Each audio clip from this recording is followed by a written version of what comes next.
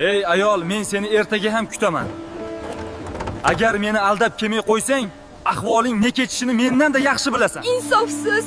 Alloh seni jazoingni bersin. Nima qilsam sendan qutular ekanman.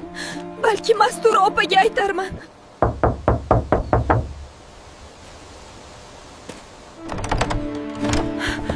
Farida qizim, nima bo'ldi senga? Maslahatingiz kerak, Mastura xola. Men juda yomon vaziyatdaman. Uyga kirchi, uyda gaplashamiz. Farida, qizim gapirsang-chi, nima bo'ldi? Ota-onangga biror kor-hol bo'ldimi?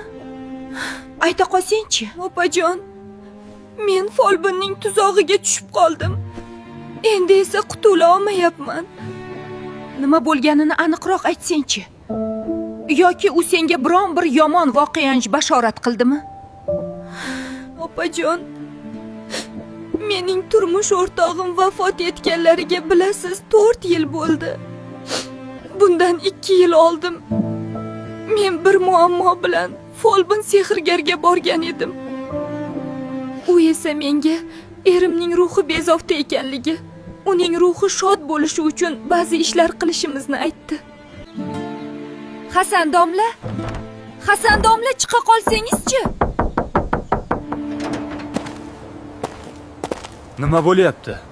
Nima deysiz, tinchlikmi? Nima muncha baqirasiz?